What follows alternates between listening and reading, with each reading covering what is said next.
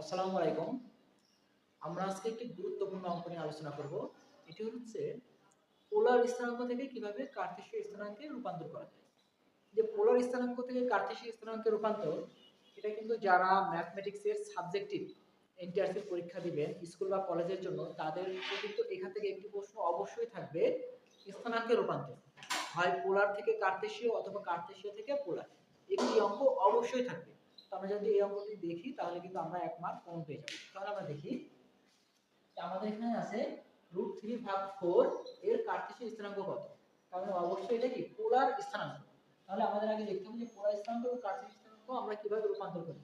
আমরা জানি পোলার স্থানাঙ্ককে সাধারণত r এবং θ দ্বারা প্রকাশ করা হয়, আর কার্টেসীয় স্থানাঙ্ককে সাধারণত x এবং y দ্বারা প্রকাশ করা হয়। ওকে, তাহলে x সমান আমরা কি জানি, x সমান হলো r cos θ।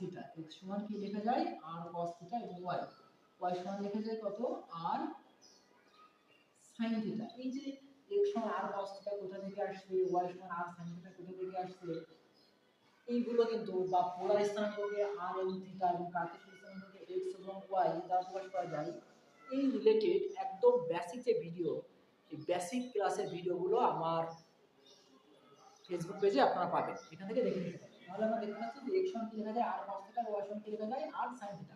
এবং তাহলে এটা কার্টেসীয় থেকে পোলারে, বা আমরা যদি পোলার থেকে কার্টেসীয়তে যেতে চাই, যে পোলার r সমান লেখা যায় হচ্ছে √x² + y² এবং θ সমান লেখা যায় হলো tan ইনভার্স y/x।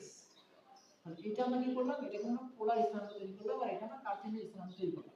তাহলে এখানে আমরা দেখতে পাচ্ছি কি √3/4 আমাদের দেওয়া আছে। তাহলে এটা কি দেওয়া আছে, এটা দেওয়া আছে হলো পোলার স্থানাঙ্ক। আমরা দেখতে পাচ্ছি যে √3 হলো r এর মান, আর π/4 এটা হলো থিটার মান। তাহলে আমাদের যে পোলার স্থানাঙ্ক দেওয়া আছে, পোলার থেকে আমাদের কার্টেসীয় তৈরি করতে হবে।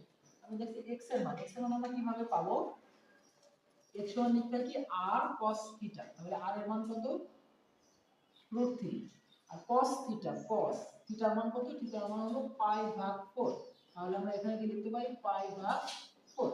ওকে, এখন আবার কি আছে, আমরা y এর মানটা বের করব। তাহলে y, ওকে, আমরা যদি y টা দেখি তাহলে y এর মান কত, y সমান লেখা যাবে হচ্ছে r, y এর মান কি লেখা যাবে r এর মান কত হবে, √3 sin π/4। এখন আমাদের দেখতে হবে π/4 মানে কত লিখব। আমরা যদি এখানে দেখি, এখানে কত আছে যে √3, তাহলে √3 থাকলো cos π/4। আমরা কিন্তু জানি π/4 মানে 45 ডিগ্রি, তাহলে cos 45 এর মান কত, cos 45 ডিগ্রির মান হলো 1/√2। cos 45 এর মান 1/√2। তাহলে এটা কত হয়ে গেল, এটা হয়ে গেল হচ্ছে √3/√2। এখানে যদি আমরা এটা দেখি তাহলে কত আছে, √3 sin π/4 মানে কত, 45 ডিগ্রি। তাহলে sin 45 ডিগ্রির মানও 1/√2। তাহলে কত হবে, √3/√2। এই যে আমরা দুটো মান পেলাম, যে √3/√2 এবং √3/√2, এই দুটি কিন্তু আমাদের পোলার স্থানাঙ্কের হলো কার্টেসীয় মান।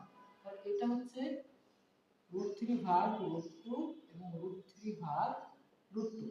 এই যে পোলারটি আমাদের কি ছিল, √3 এবং π/4 ছিল, এর কার্টেসীয় মান হলো এইটা। তাহলে আমরা বুঝতে পারলাম যে কিভাবে আমাদের পোলার থেকে কার্টেসীয়তে রূপান্তর করতে হবে। এই অঙ্কটি কিন্তু এনটিআরসি পরীক্ষার জন্য খুবই গুরুত্বপূর্ণ।